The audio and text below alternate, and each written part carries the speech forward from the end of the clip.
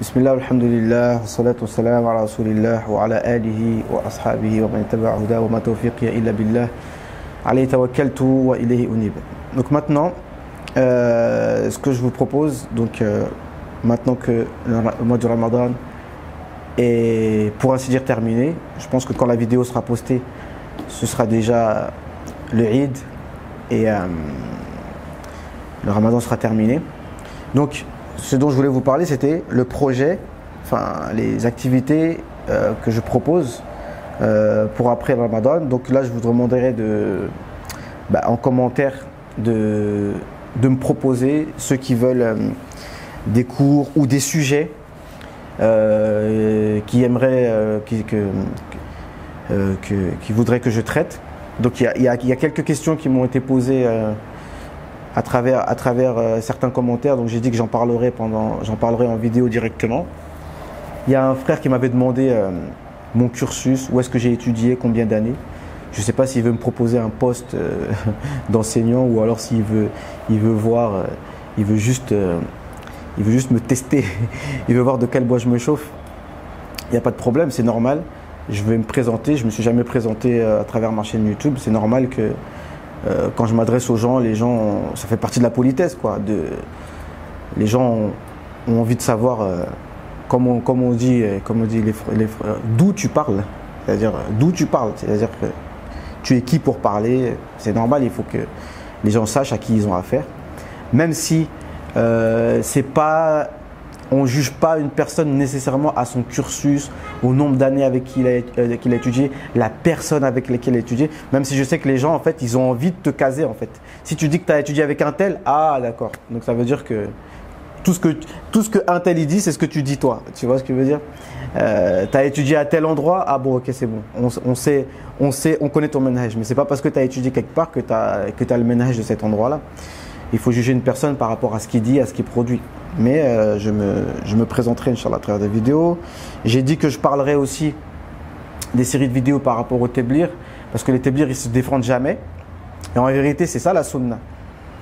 La sunna, c'est de délaisser la polémique, même si on sait qu'on a raison. Et eux, ils la pratiquent. Et quand je vais parler du Teblir pour les défendre, eh ben, ils vont sûrement m'en vouloir et me demander d'arrêter. Parce que c'est pas la sunna de se défendre, de dire non, le Teblir c'est comme ça, qala Allah, qala Rasulullah, regardez, non, on est sur la vérité et vous faites pas ça. Et non, ça, en vérité, c'est pas quelque chose qui est demandé. Mais dans un cadre scientifique, pour ceux qui veulent apprendre, pour ceux qui veulent comprendre, pas pour polémiquer, ceux qui sont déjà dans le Teblir et qui veulent savoir pourquoi ils font telle ou telle chose, ou ceux qui ne sont pas dedans et qui veulent savoir, donc j'expliquerai. Il y a un livre écrit par un savant égyptien qui est un des responsables de Teblir, Cheikh Ayman Abou Shadi, qui est docteur en sharia, dans la science du hadith, dans l'aqida, dans le fiqh, etc. Et qui a écrit un livre qui est en arabe, qui s'appelle Al-Nazratul Ilmiya fi Ahl al-Tablir wa al-Da'wa. Donc il explique tout avec les règles juridiques islamiques de théologie. Et il explique chaque chose, en commençant par la bid'a. Qu'est-ce que c'est la bid'a? Il explique, il cite toutes les paroles des savants. Et après, tous les sujets qui sont relatifs à tout ce qu'on dit sur les Teblirs. Il y a un frère qui me disait, ils adorent les morts. Donc on répondra à tout ça. Donc déjà, est-ce qu'eux, ils le font? Déjà, d'ores et déjà, on peut le dire non. Mais même ceux qui ont dit qu'ils adorent les morts, c'est-à-dire visiter les tombes et faire ce qu'on appelle tawassul, ça, on va en parler. Mais en tout cas, les Teblirs, eux, ils n'appellent pas à ça. Donc ça, c'est... Il faut que ce soit clair.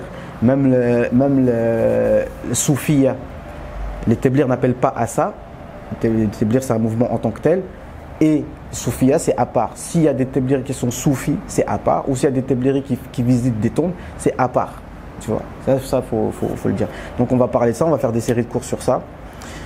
Le plus important, pour ceux qui veulent, comme j'avais promis, des cours d'arabe. Donc il faut que je les organise. Donc n'hésitez pas, ceux qui sont en commentaire, ceux qui avaient vu le live que j'avais fait avec Mohamed Lamine, qui se remanifestent. Je vais mettre mon mail, donc pour ceux qui veulent assister à ces cours d'arabe là, qui se manifestent, d'accord, ce sera gratuit Inch'Allah Ta'ala. Donc on a toujours nos cours de tafsir qui continuent, qu'on a commencé, on est arrivé au 6e dars. On va continuer, Inch'Allah. On est arrivé au verset 25. On va continuer comme ça parce que la parole d'Allah, c'est la meilleure chose sur laquelle on peut passer notre temps et voilà. Et d'autres choses, donc d'autres choses. Moi, je suis à votre service. Après, j'ai des cours en arabe, ça.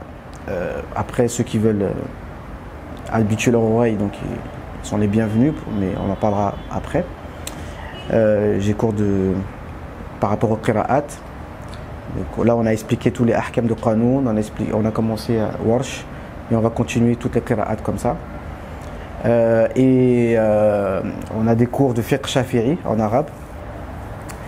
Et aussi, par rapport à la aqidah, donc la aqidah, quand on dit aqidah, c'est comme dans le fiqh, c'est un madhab. Après, les gens ne comprennent pas ça, les gens, jusqu'à présent, ils sont toujours dans la polémique. Là, quand j'ai fait la vidéo, c'était un cours de tafsir à la base.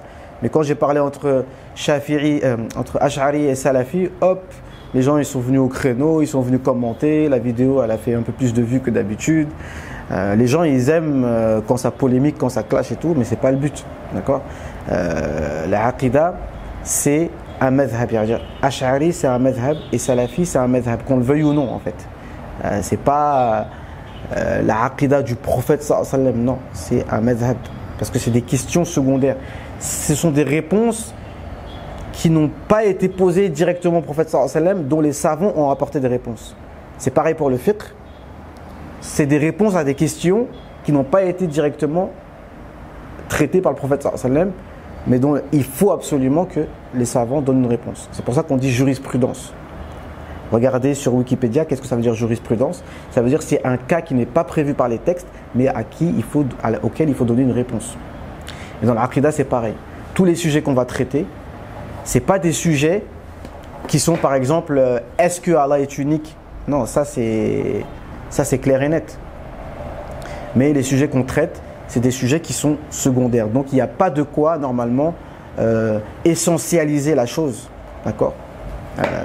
Celui qui dit que, par exemple, là, on va prendre le sujet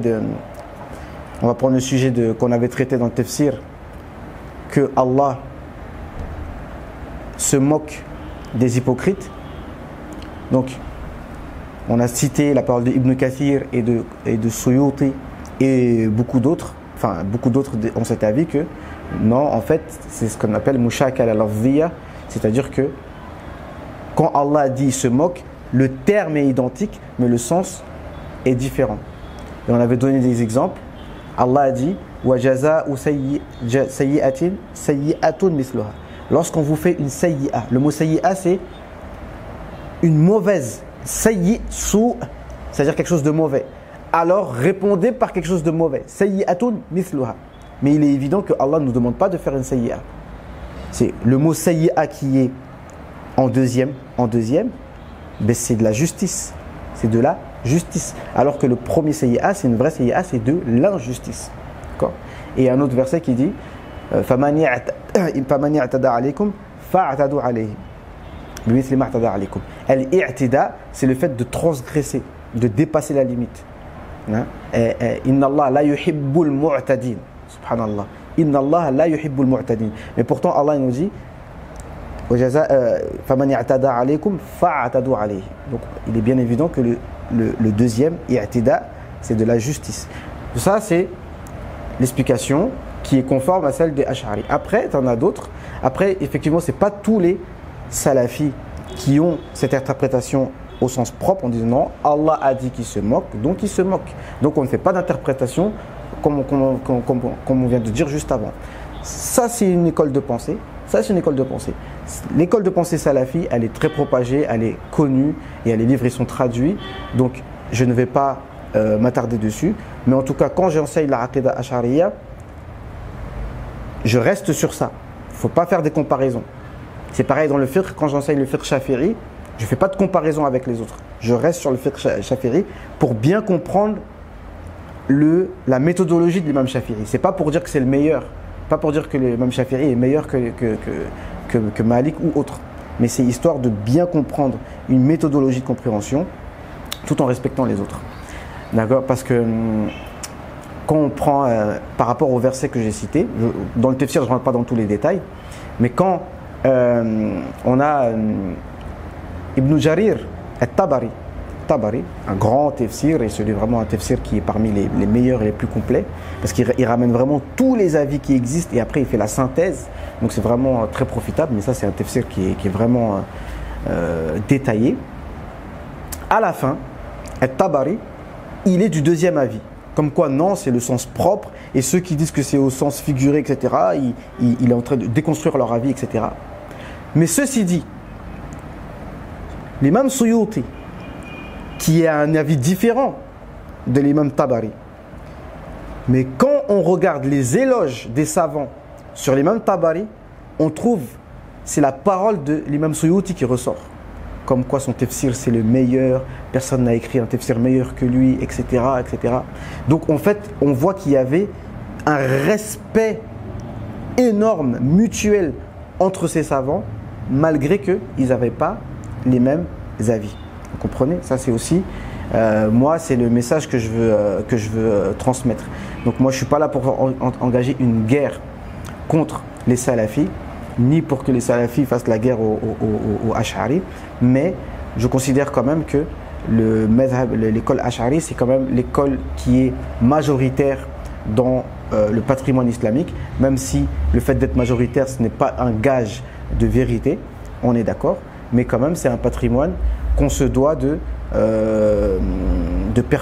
perpétrer, d'enseigner. Et moi, j'ai comme objectif d'enseigner toutes les sciences, mais bien entendu, le français n'est qu'un tremplin.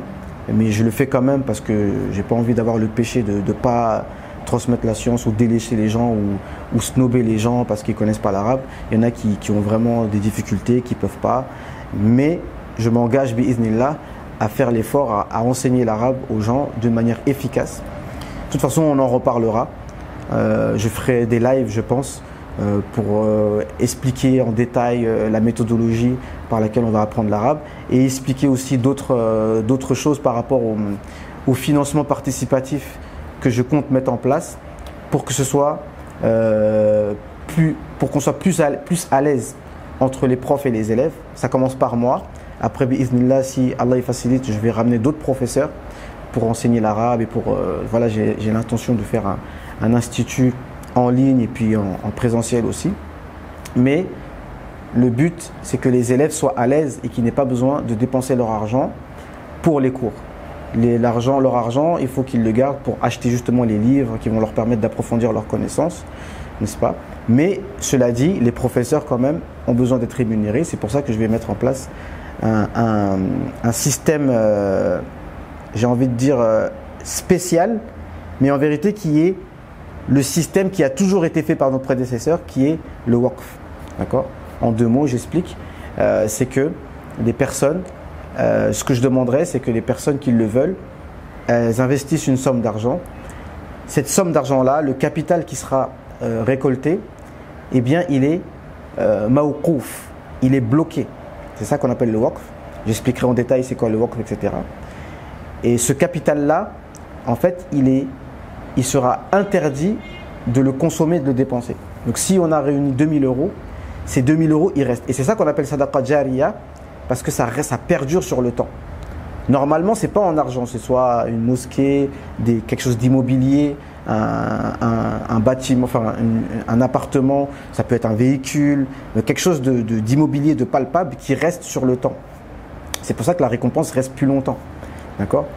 Mais si c'est en argent, en monnaie, alors le capital doit rester. Par contre, on doit investir dans quelque chose,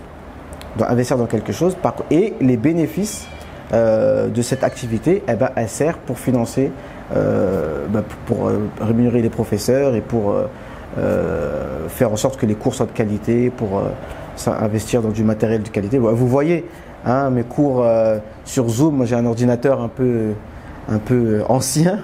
Vous voyez la qualité des vidéos, on dirait les Nokia 3310 là, c'est incroyable. Mais bon, ça c'est un petit problème, ça c'est rien, c'est une petite webcam 720 pixels, je sais pas quoi, l'image ce sera tout à fait bien, et puis un micro Ouais, ça coûte pas grand chose, ça on va investir, Inch'Allah Ta'ala. Et là, vous voyez la caméra qu'on a, Masha'Allah.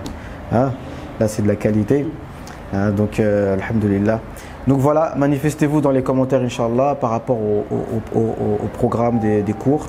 Je mettrai les liens, ceux qui veulent participer avec nous en direct pour les cours de tafsir, donc vous êtes les bienvenus. Et pour les autres cours, et pour les autres sujets que vous voudriez que je traite, ben dites-le moi, Inch'Allah, et je le ferai, Inch'Allah. Naam.